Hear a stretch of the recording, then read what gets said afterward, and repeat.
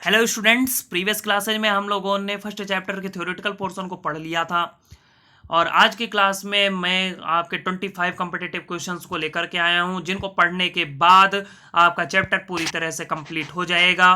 तो देखते हैं वन बाय वन उन कॉम्पिटिटिव क्वेश्चंस को देखते हैं। तो आपका फर्स्ट क्वेश्चन है, the smell of hot sizzling food reaches you several metres away but to get smell of cold food you have to go close. Why? Sizzling का मतलब होता है गर्मा गर्म। अब क्वेश्चन ये कह रहा है कि गर्मा गर्म फूड की जो स्मेल होती है, हम दूर होते हैं तब भी हमें मिल जाती है, जबकि ठंडा फूड है तो उसकी स्मेल आसानी से नहीं मिलती। सॉल्यूशन देखते हैं बेटा, इसका सॉल्यूशन क्या कह रहा है कि a particles of vapour coming out of hot sizzling food move faster due to their kinetic energy and reaches you easily even when you are several metres away, but particles of vapor coming out of cold food move slowly due to low kinetic energy and thus do not reach you easily। बेटा हम जानते हैं कि किसी भी particle में का temperature range ज़्यादा होता है तो उसमें काइनेटिक एनर्जी ज़्यादा होती है। काइनेटिक एनर्जी ज़्यादा होती है तो वो ज़्यादा तेज़ी से मूव कर सकता है और ज़्यादा दूरी तक मूव कर सकता है। दो कंडीशन। तो उस अकॉर्डिंग जो गर्म फूड होता है उसके वेपर पार्टिकल्स की जो काइनेटिक एनर्जी होती है वो क्या होती है? ज़्यादा होती है, क्योंकि टेम्परेचर ज़्यादा है तो काइनेटिक एनर्जी ज़्यादा होगी। और जब काइनेटिक एनर्जी ज़्यादा है तो वो क्या ज़्यादा दूर तक मूव कर सकेगा। इस वजह से हम दूर रहते हुए भी गर्म फूड की स्मेल को हम ऑब्जर्व कर पाते हैं, जबकि कोल्ड फूड के जो पार्टिकल्स की काइनेटिक एनर्जी होती है वो टेम्परेचर कम होने की वजह से क्या होती है? काइनेटिक एनर्जी कम होती है, और काइनेटिक एनर्जी कम है तो वो इजिली क्या करेगा? मूव नहीं कर पाएगा। ठीक है, और ज़्यादा दूरी तक नहीं मूव कर पाएगा तो हमें क्या होगा? हमें उसके स्मेल को ऑब्जर्व करने के लिए पास आना पड़ेगा। बेटा आपका दूसरा क्वेश्चन है, a diver is able to cut through water in a swimming pool. Why? Diver मतलब क्या होता है? गोता लगाने वाले, मतलब स्विम करने वाले। कह रहा है स्विमिंग पूल में वाटर को एक डाइवर क्या कर पाता है? कट कर पाता है। इसका आंसर जानते हैं क्या है? आंसर ये है कि हम जानते हैं कि जो वाटर पार्टिकल्स होते हैं वो लिक्विड स्टेट में होते हैं, और लिक्विड की जो अट्रैक्शन फोर्स होती है वो सॉलिड से कम होती है, कुल मिला के वीक होती है। और जब किसी भी स्टेट मैटर के स्टेट के पार्टिकल्स के अट्रैक्शन फोर्स कम होती है तो उसके बीच में हम स्पेस आसानी से बना सकते हैं। तो वही केस है, the particles of water are held by attractive force. कुछ अट्रैक्टिव फोर्स से हेल्ड होते हैं, but a diver is able to cut through water by overcoming these interparticle forces easily। Weak interparticle जो अट्रैक्शन फोर्स होता है उसको driver क्या कर पाता है? वो ओवरकम कर पाता है, और ओवरकम कर पाता है तो वो वाटर के बीच में स्पेस बना पाता है, इसीलिए वो आसानी से कट करते हुए आगे बढ़ जाता है। However, the water again units due to attractive force between the particles after the diver pass through a point। जिस जगह पे वाटर को उसने कट किया था, डाइवर अगर उस पॉइंट से आगे निकल गया है तो आगे निकलने के बाद जो वाटर जो कट हो गए थे, जो पार्टिकल्स के बीच में स्पेस बना था वो फिल हो जाता है, क्योंकि पार्टिकल्स के बीच में कुछ ना कुछ अट्रैक्शन फोर्स होता है इस वजह से। तो ओवरऑल अगर हम कहें कि डाइवर जो है वाटर पार्टिकल्स के बीच का अट्रैक्शन फोर्स को कम करते हुए आगे वाटर को कट कर पाता है और खुद पास हो जाता है। जैसे ही वो पास होता है उसके बाद पार्टिकल्स वाटर के फिर से यूनाइट हो जाते हैं। तो ये कंडीशन है। ठीक है, तो आपके दो क्वेश्चन हो गए। अब आते हैं, अब हम तीसरे क्वेश्चन पे आते हैं। तीसरा क्वेश्चन आपका क्या कहता है? तीसरा क्वेश्चन कहता है, among ethanol water mercury ether which have highest density. देखो बेटा, एथेनॉल भी लिक्विड है, वाटर भी लिक्विड है, मरकरी भी लिक्विड है, ईथर भी लिक्विड है, ये क्वेश्चन कह रहा है। और तो इनमें से हाईएस्ट डेंसिटी किसकी होगी? डेंसिटी हम जानते हैं मास अपान वॉल्यूम, मास अपान वॉल्यूम। तो मास अपान वॉल्यूम का मतलब होता है मास ज्यादा हो और वॉल्यूम कम हो तब डेंसिटी ज्यादा होती है। ठीक है, एथेनॉल, वाटर और ईथर की कंडीशन ऐसी होती है कि इनमें ज्यादा वेरिएशन नहीं होते, जबकि मरकरी है, मरकरी का मास अगर इन तीनों के बराबर है बट वॉल्यूम क्या रहता है? कम होता है, इसीलिए mercury has highest density because the interparticle forces are maximum in mercury. ठीक है, hence mass per unit volume density is highest. मतलब कि मरकरी का मास सेम होते हुए वॉल्यूम कम होता है, और जब वॉल्यूम कम होगा मास सेम होगा तो डेंसिटी क्या हो जाएगी, ज्यादा हो जाएगी। और उसकी वजह क्यों, क्योंकि इनके बीच में अंतर पार्टिकल स्पेस मास क्यों वॉल्यूम कम क्यों होगा, क्योंकि इंटर पार्टिकल स्पेस क्या होता है, कम होता है। इंटर पार्टिकल स्पेस कम है तो वॉल्यूम कम हो जाएगा, वॉल्यूम कम होगा तो डेंसिटी ऑटोमेटिक क्या हो जाएगी, ज्यादा हो जाएगी, तो डेंसिटी इज हाईएस्ट। ठीक है, ये आपका क्या कहता है, यह आपका थर्ड क्वेश्चन कहता था। आगे आते हैं फोर्थ क्वेश्चन। फोर्थ क्वेश्चन में आपका कह रहा है in the particles have in which the particle have lowest के बीईसी सॉलिड लिक्विड गैस, मतलब Bose Einstein condensate solid liquid या गैस, इनमें से किसके पार्टिकल्स के बीच में लोवेस्ट काइनेटिक एनर्जी होगी। तो लोएस्ट काइनेटिक एनर्जी किसकी होती है, जिसके पार्टिकल्स के बीच में मिनिमम मूवमेंट होता है। तो बोस आइंस्टीन कंडेंसेट ऐसा स्टेट है जिनमें सबसे कम, इन चारों में से सबसे कम क्या होता है, पार्टिकल्स का मूवमेंट होता है, इसीलिए इनकी काइनेटिक एनर्जी क्या होगी, लोवेस्ट होगी। ठीक है, तो ये क्वेश्चन आपको आई थिंक समझ में आ गया होगा, फोर्थ क्वेश्चन। फिफ्थ क्वेश्चन पे आते हैं, कह रहा है in case of copper sulphate, in case of copper sulphate will dissolve faster and why water at 283 Kelvin और at 213 Kelvin। किस केस में कॉपर सल्फेट आसानी से डिजॉल्व हो जाएगा और क्यों, 283 केल्विन वाटर में या 313 केल्विन वाटर में। 283 केल्विन का मतलब क्या होता है, 10 डिग्री सेल्सियस, और 313 केल्विन का मतलब होता है कितना बेटा, 40 डिग्री सेल्सियस। तो कह रहा है कि 10 डिग्री सेल्सियस पर या 40 डिग्री सेल्सियस पर किसमें कॉपर सल्फेट आसानी से वाटर में डिजॉल्व हो जाएगा। तो हम जानते हैं कि जितना ज़्यादा टेम्परेचर रेंज रहता है उतना ही ज़्यादा डिफ्यूजन होता है, उतना ही ज़्यादा डिसोल्यूशन होता है। तो डिसोल्यूशन ज़्यादा टेम्परेचर पर होता है तो उस अकॉर्डिंग क्या हो जाएगा, 313 केल्विन पर क्या होगा, डिसोल्यूशन होगा, क्योंकि इसमें काइनेटिक एनर्जी पार्टिकल्स की ज़्यादा होती है, और काइनेटिक एनर्जी ज़्यादा होगी तो क्या होगा, आसानी से वो एक दूसरे में डिजॉल्व हो पाएंगे। ठीक है, ये क्वेश्चन नंबर 5 था आपका। अब आते हैं हम क्वेश्चन नंबर 6 पे। क्वेश्चन नंबर 6 कह रहा है how are aquatic animals able to survive. Aquatic animals कैसे एबल होते हैं सर्वाइव करने के लिए। एक्वेटिक एनिमल्स मतलब पानी में रहने वाले जीव जो होते हैं वो कैसे सर्वाइव करते हैं। तो इसका कह रहा है फूड तो उनको मिलता है, फूड से कोई मतलब नहीं है, दे survive in water because of oxygen dissolve in water. क्योंकि जो ऑर्गेनिज्म होते हैं उनको किसकी जरूरत होती है, ऑक्सीजन की जरूरत होती है, और वो ऑक्सीजन कहाँ से मिलता है, वाटर से मिलता है। ठीक है, तो aquatic animals can survive in water because of oxygen dissolve in water. ठीक है, ये आपका कौन सा क्वेश्चन था, 6 क्वेश्चन था। अब आते हैं हम क्वेश्चन नंबर 7 पे। क्वेश्चन नंबर 7 आपका क्या कह रहा है, क्वेश्चन नंबर 7 कह रहा है कि the mass per unit volume of a substance is called density. Mass upon volume is equal to क्या है, डेंसिटी है।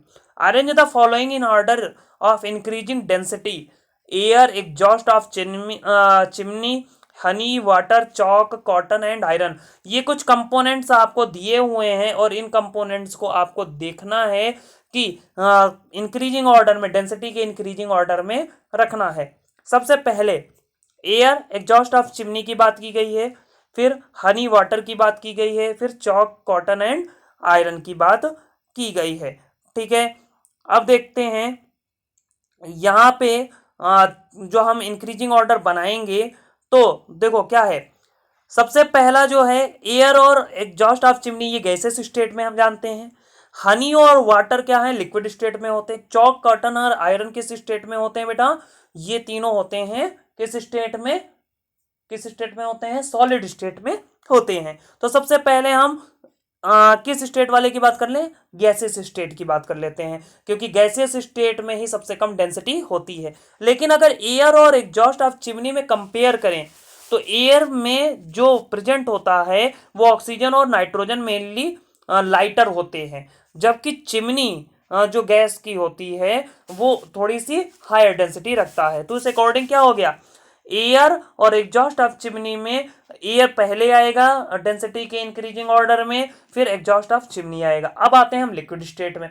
लिक्विड स्टेट में हनी और वाटर दिया हुआ है, तो हम जानते हैं कि वाटर जो है, वाटर की डेंसिटी हमेशा हनी से कम होती है।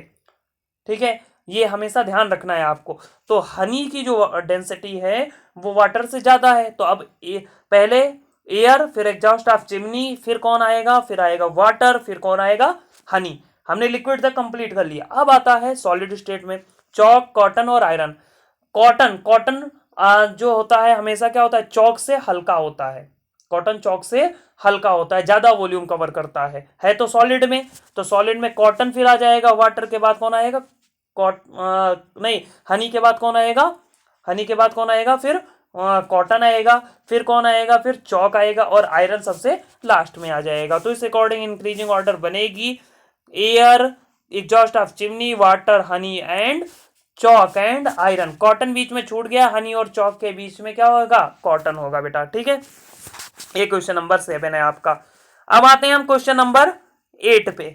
क्वेश्चन नंबर 8 आपका क्या कहता है, liquids have generally lower density as compared to solid, but you must have observed that ice floats over water. बेटा हम जानते हैं कि जिसकी डेंसिटी ज्यादा होती है वो ज्यादा नीचे तली में बैठ जाती है। अब उस अकॉर्डिंग वाटर की डेंसिटी आइस से कम होती है। ठीक है, होनी चाहिए। क्यों कम होनी चाहिए, क्योंकि आइस क्या है, सॉलिड है, और वाटर क्या है, लिक्विड है। तो उस अकॉर्डिंग आइस को पानी के नीचे चला जाना चाहिए, लेकिन हम देखते हैं कि वाटर के ऊपर फ्लोट करता रहता है, आइस फ्लोट करता रहता है। ये कह रहा है आपका क्वेश्चन नंबर 8 कह रहा है। ठीक है, तो ऐसा क्यों है, ये रीजन पूछ रहा है, क्यों फ्लोट करता है। तो एक्चुअली होता क्या है, ice have a specific structure in which the interparticle space are relatively larger than those in water। Ice का स्ट्रक्चर ही ऐसा होता है कि उसके बीच में जो इंटर पार्टिकल स्पेस होता है वो वाटर से ज्यादा होता है, भले ही वो सॉलिड स्टेट में है, लेकिन इंटर पार्टिकल स्पेस क्या होता है, ज्यादा होता है। इस वजह से density of ice is less than water. Water की डेंसिटी क्या होती है, आइस से ज्यादा होती है। So it floats over water. So ice floats over water. Water के ऊपर क्या कर लेता है, फ्लोट करता है। ओवरऑल कहें तो जो आइस का स्ट्रक्चर ऐसा होता है कि उसमें इंटर पार्टिकल स्पेस ज्यादा होता है, जिसकी वजह से उसकी डेंसिटी क्या होती है, कम होती है वाटर की। अगर कंपैरिजन में करें तो इसी वजह से आइस फ्लोट करता है वाटर के ऊपर। ठीक है, अब अगला क्वेश्चन नंबर 9 देखते हैं हम। क्वेश्चन नंबर 9 आपका क्या कह रहा है, what name is given to matter state which contains neutral gases mixture of positive ions and electrons. उस मैटर स्टेट का क्या नाम देंगे जिनमें neutral gaseous mixture of positive ions होते हैं और इलेक्ट्रॉन्स प्रेजेंट होते हैं। उस स्टेट का नाम क्या होगा बेटा, प्लाज्मा होगा, आपको नोट्स में दिखाया गया है। ठीक है, अब अगला है क्वेश्चन नंबर 10। क्वेश्चन नंबर 10 आपका क्या कहता है, क्वेश्चन नंबर 10 कहता है how fluidity of a liquid is different from viscosity. कहने का मतलब है लिक्विड के फ्लूइडिटी और विस्कोसिटी में क्या डिफरेंस है। दो पॉइंट ये पूछे गए हैं, एक तो फ्लूइडिटी, दूसरा है विस्कोसिटी। ठीक है, तो फ्लूइडिटी का मतलब क्या होता है, टेंडेंसी टू फ्लो। ठीक है, फ्लूइडिटी क्या होती है, टेंडेंसी टू फ्लो, फ्लो करने की टेंडेंसी को क्या कहते हैं, फ्लूइडिटी कहते हैं। जबकि viscosity is resistance to flow. अगर को मतलब कि फ्लो करने में रेजिस्टिविटी आ रही तो वो उसको क्या कहते हैं, विस्कोसिटी कहते हैं। This is the difference between fluidity and viscosity. यही आपका 10th क्वेश्चन कहता था और इसका आंसर है। ठीक है, अगला आता है क्वेश्चन नंबर 11। तो क्वेश्चन नंबर 11 आपका क्या कहता है, क्वेश्चन नंबर 11 कहता है ice at 273 kelvin causes more cooling than water at same temperature, explain. 273 kelvin मतलब कि 0 डिग्री सेल्सियस पर अगर आइस है और उसी टेम्परेचर रेंज पर वाटर है, तो उसमें अगर कंपेयर करते हैं तो आइस ज्यादा कूलिंग इफेक्ट कॉज करता है। ऐसा क्यों, तो इसका आंसर है, देखो बिल्कुल सिंपल सी कंडीशन है बेटा कि आइस को वाटर में कन्वर्ट होने के लिए क्या चाहिए, लेटेंट हीट ऑफ फ्यूजन चाहिए। ठीक है, तो एटमॉस्फेरिक जो हीट होती है उसको आइस क्या करता है, लेटेंट हीट ऑफ फ्यूजन के रूप में यूज कर लेता है। ठीक है, जबकि वाटर को कोई जरूरत होती नहीं है, वाटर को कोई जरूरत नहीं होती, इसीलिए क्या होता है, जो आइस होती है, आइस कूलिंग इफेक्ट कॉज करता है और वाटर कूलिंग इफेक्ट कम कॉज करता है। देखो वही कहा है, water at 273 has more energy than ice at 273 kelvin. This extra energy in water is latent heat of fusion of ice. Extra energy क्या होती है, latent heat of fusion ice की होती है। आइस में तो वो एब्जॉर्ब कर ली जाती है, लेकिन वाटर एब्जॉर्ब नहीं करता। Hence water is having more energy is not capable to cause much cooling as ice can do. ठीक है, आई थिंक ये आंसर समझ में आ गया होगा कि आइस में एक्स्ट्रा हीट एनर्जी किस रूप में, लेटेंट हीट ऑफ फ्यूजन के रूप में यूज हो जाती है, जबकि वाटर उसको यूज नहीं करता। इसीलिए वाटर का टेम्परेचर रेंज ज्यादा होता है, आइस का टेम्परेचर रेंज कम होता है। तो आइस कूलिंग इफेक्ट कॉज करता है, वाटर उतना कूलिंग इफेक्ट कॉज नहीं कर पाता है। ये आपका क्वेश्चन नंबर 11 कह रहा था। ठीक है, अब आते हैं हम क्वेश्चन नंबर 12 पे। क्वेश्चन नंबर 12 कह रहा है which balloons why balloons sometimes burst in sunlight. Sunlight के प्रेजेंस में बैलून क्यों बर्स्ट हो जाते हैं। हम जानते हैं कि बैलून के अंदर क्या होता है बेटा, बैलून के अंदर क्या होता है, गैसियस पार्टिकल्स होते हैं, और टेम्परेचर बढ़ाने पर गैसियस पार्टिकल्स क्या होते हैं, वो जिग जैग मोशन करते हैं, जिसकी वजह से वो कंटेनर पर, जिस गैस की यही प्रॉपर्टी होती है, जिस भी कंटेनर पर में रहते हैं, जिग जैग मोशन के जरिए वो क्या करते हैं, प्रेशर क्रिएट करते हैं। अगर वो पर्टिकुलर कंटेनर की वॉल जो है वो प्रेशर को विदस्टैंड कर पाती है तब तक तो वो रहती है, नहीं तो बर्स्ट हो जाती है। वही केस यहाँ बैलून के केस में है। Particles of air filled in balloon get energy from sunlight. Sunlight से एनर्जी मिलती है, जिग जैग मोशन स्टार्ट होता है। This cause increase in kinetic energy as a result pressure inside the balloon increases. Kinetic energy बढ़ी, pressure बढ़ेगा, और pressure को withstand करने की जब तक क्षमता होती है बैलून की तब तक तो ठीक है, और नहीं तो वो क्या हो जाती है, बर्स्ट हो जाती है। ठीक है, ये क्वेश्चन नंबर 12 आपका कह रहा था। अब आते हैं हम क्वेश्चन नंबर 13 पे। क्वेश्चन नंबर 13 आपका कह रहा है water droplets appear on the outer surface of tumbler containing ice. कभी कभी टम्बलर का मतलब, यहाँ पे टम्बलर की जगह पे हम ग्लास का एग्जांपल ले सकते हैं। ग्लास में अगर हम बर्फ रख देते हैं तो उसके आउटर सरफेस पे क्या होता है, ग्लास के जो आउटर सरफेस होता है उस पर पानी जम जाता है, मतलब कि ड्रॉप्स, पानी के ड्रॉप्स पाए जाते हैं। क्यों ऐसा होता है, क्योंकि जो वहां पे कंडेंसेशन हो जाता है, एटमॉस्फेरिक जो वाटर वेपर्स होते हैं वो क्या होते हैं, कंडेंसेट होने लगते हैं। ठीक है, किसकी वजह से, आइस की वजह से। तो ये है आपका क्वेश्चन का 13 नंबर क्वेश्चन का आंसर। ठीक है, अब आते हैं हम क्वेश्चन नंबर 14 पे। क्वेश्चन नंबर 14 आपका क्या कह रहा है, what produces more sewer Burns, boiling water और स्टीम। कह रहा है कि किससे ज्यादा जलन होगी, बॉइलिंग वाटर से या स्टीम से।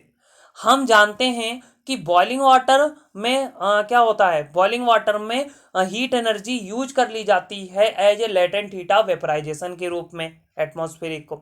लेकिन स्टीम में क्या होता है, वही होता है, मतलब स्टीम में ज्यादा हीट एनर्जी होती है। जैसे अभी आइस और किसमें लिया, वाटर में। आइस में लेटेंट हीट ऑफ फ्यूजन के रूप में आइस यूज कर लेता है, एब्जॉर्ब कर लेता है हीट एनर्जी को, लेकिन वाटर नहीं एब्जॉर्ब करता, इसलिए उसका टेम्परेचर रेंज ज्यादा होता है। वैसे ही यहाँ पे क्या होगा, बॉइलिंग वाटर, बॉइलिंग वाटर में लेटेंट हीट ऑफ वेपराइजेशन के रूप में हीट एनर्जी क्या होती है, यूज हो जाती है। बट स्टीम में उस हीट एनर्जी का कोई यूज नहीं होता, इसीलिए स्टीम क्या करेगा, steam will cause severe burns because particles of steam are more energetic because of latent heat of vapour. Vapour के लेटेंट हीट इसी के अंदर प्रेजेंट होता है, इसीलिए क्योंकि ये यूज नहीं होता, प्रेजेंट तो होता है ना, और जब प्रेजेंट है तो टेम्परेचर रेंज ज्यादा होगी, इसीलिए सेवर बर्न्स कॉज करेगा। क्वेश्चन नंबर 14 आपका ये कह रहा था। अब आते हैं हम क्वेश्चन नंबर 15 पे बेटा। क्वेश्चन नंबर 15 आपका क्या कह रहा है, why does our palm feel cold when we put some acetone और पेट्रोल और परफ्यूम ऑन इट। हम अपने हथेली पे एसीटोन या पेट्रोल या परफ्यूम डालते हैं तो हमें थोड़ा सा ठंडक महसूस होती है, ऐसा क्यों। इसका बिल्कुल सिंपल सा रीजन बेटा, इवापोरेशन, क्योंकि इनकी टेम्परेचर रेंज, एसीटोन हो गया, पेट्रोल हो गया, या कोई भी सॉल्वेंट है परफ्यूम का, तो वो उसकी बॉइलिंग पॉइंट क्या होती है, वो क्या होती है, लो होती है। ठीक है, अब जब बॉइलिंग पॉइंट लो होगी तो ये क्या करेंगे, आसानी से क्विकली इवापोरेट हो जाएंगे। ठीक है, क्विकली इवापोरेट हो जाएंगे, और जब क्विकली इवापोरेट होंगे तो क्या होगा, they the energy needed for evaporation is taken from the palm. Palm से हमें क्या वो इवापोरेट होने के लिए एनर्जी को एब्जॉर्ब कर लेगा, जिसकी वजह से हमें पाम पे क्या होगी, कोल्डनेस फील होगी। कहने का मतलब the boiling point of acetone हो गया, परफ्यूम हो गया या पेट्रोल हो गया, ये क्या होती है, कम होती है। ठीक है, जिसकी वजह से आसानी से इवापोरेट हो जाते हैं। अब ये इवापोरेट होने के लिए एनर्जी कहां से लेंगे, हमारे हथेली से लेंगे, और जब हथेली से लेंगे तो हमें ठंडा सा महसूस होगा, क्योंकि हमारी हीट एनर्जी बाहर चली गई। ठीक है, हमारी हीट एनर्जी कहां चली गई, बाहर चली गई। ठीक है, ये था क्वेश्चन नंबर 15। क्वेश्चन नंबर 16 पे आते हैं अब हम। क्वेश्चन नंबर 16 आपका कहता है, do we sweat more on a dry day और in on a humid day, explain. कह रहा है कि हम ह्यूमिड डे में या ड्राई डे में किस में हम ज्यादा स्वेट करते हैं। देखो बेटा, जब गर्मी होती है, ड्राई डे होती है, तो पसीना जो निकलता है वो इवापोरेट हो जाता है, तो हमें पता नहीं चलता। जबकि ह्यूमिड डे में इवापोरेशन रेट कम होगी तो हमें पसीने महसूस होंगे, पसीने ज्यादा लगेंगे। तो इसी वजह से ह्यूमिड डे में क्या होती है, ह्यूमिड डे में क्या होती है बेटा, ह्यूमिड डे में जो इवापोरेशन रेट होती है वो कम होती है, इसी वजह से जो स्वेट होता है ह्यूमिड डे में ज्यादा निकलता है। ठीक है, ये आपका कह रहा है कौन सा क्वेश्चन, क्वेश्चन नंबर 16 कह रहा है। ठीक है, अब आते हैं हम क्वेश्चन नंबर 17 पे। क्वेश्चन नंबर 17 आपका क्या कहता है, butter is generally wrapped in wet cloth during summer if no refrigerator is available, explain। Butter को जनरली वेट क्लॉथ में समर के सीजन में रखा जाता है, कोई जब रेफ्रिजरेटर नहीं होता।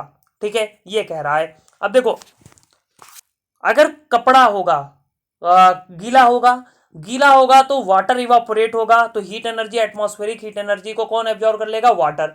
अगर कपड़ा गीला नहीं होगा तो हीट एनर्जी किस में जाएगी, बटर में जाएगी, यही तो होगा। तो इसी वजह से in summer when weather is hot water present in wet cloth evaporate, water evaporate होगा किसको यूज करके, एटमॉस्फेरिक एनर्जी को, हीट एनर्जी को एब्जॉर्ब करते हुए।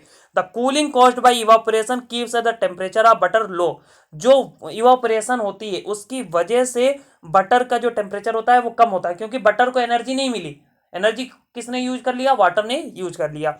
And in this turn check the development of foul smell in butter, और butter को हम फ्रिज में क्यों रखते हैं, जिससे उसमें स्मेल ना आए, खराब स्मेल ना आए। तो और फ्रिज में क्या होता है, टेम्परेचर रेंज कम ही होता है ना। तो टेम्परेचर रेंज को कम करते हुए उसकी स्मेल को मेंटेन रखने के लिए क्या होता है, हम फ्रिज में रखते हैं। तो वही है यहाँ पे, अब जब रेफ्रिजरेटर नहीं होते, फ्रिज नहीं होता, तो क्या करते हैं, हम कपड़े में रैप करके रखते हैं। कपड़ा क्या होता है, टेम्परेचर रेंज को, गीला कपड़ा क्या करता है, टेम्परेचर रेंज को कम कर देता है। ये आपका क्वेश्चन नंबर 17 है।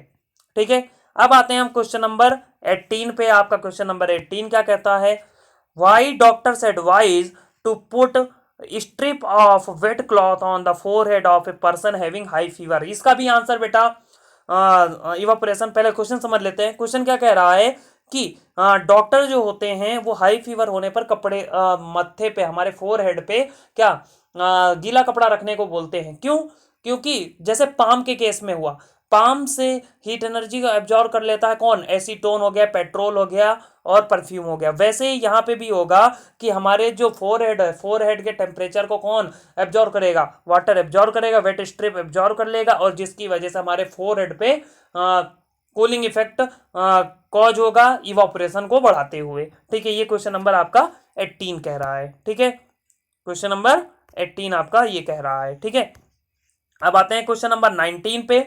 क्वेश्चन नंबर 19 आपका क्या कहता है, water kept in pitcher does not become cooler in rainy season than summer.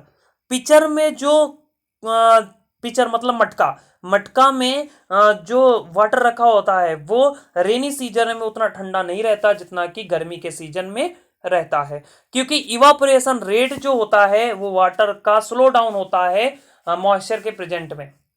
अगर ह्यूमिडिटी प्रेजेंट है तो क्या होगा, इवापोरेशन रेट कम होगा, और जब इवापोरेशन रेट कम होगा तो क्या होगा, वाटर जो है, जो अंदर का वाटर है, पिक्चर के अंदर का जो वाटर है वो क्या होगा, वो गर्म होगा। इसीलिए कह रहा है कि कूलर नहीं होता है रेनी सीजन में वाटर। ठीक है, आंसर आसानी से लिख सकते हो बेटा आप।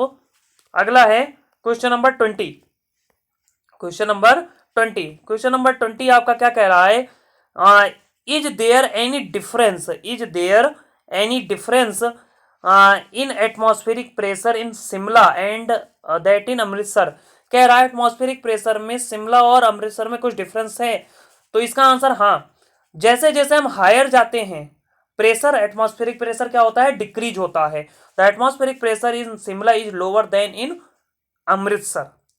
ठीक है, तो एटमॉस्फेरिक प्रेशर शिमला और अमृतसर के बीच में अगर कंपेयर करते हैं तो शिमला में एटमॉस्फेरिक प्रेशर ज्यादा होता है, क्योंकि शिमला किस पर सिचुएटेड है, ऊंचाई पे सिचुएटेड है। ये क्वेश्चन नंबर 20 है आपका। ठीक है, अगला है question number 21। Two liquid A and B have latent heat of vaporisation as 115 joule per KG and 160 joule per KG respectively. मतलब ए का 115 किलो जूल पर केजी है और क्या है, बी का है 160 जूल पर केजी है। ठीक है, ये आपका क्या है, लेटेंट हीट ऑफ वेपराइजेशन है। Which of them will produce more cooling effect. बेटा हम जानते हैं जितना ज्यादा लेटेंट हीट ऑफ वेपराइजेशन होगा उतना ही ज्यादा कूलिंग इफेक्ट होगा। तो उस अकॉर्डिंग किसका कूलिंग इफेक्ट ज्यादा होगा बेटा, किसका होगा, 160 जूल पर केजी वाले का, मतलब लिक्विड बी वाले का जो कूलिंग इफेक्ट ज्यादा होगा, क्योंकि उसमें ज्यादा इवापोरेशन क्या होता है, कॉज होगा। ठीक है, ये आपका क्वेश्चन नंबर 21 है। ठीक है, अब आते हैं हम क्वेश्चन नंबर 22 पे। कह रहा है कि ice at 273 appears colder in mouth than water in 273 kelvin. Y.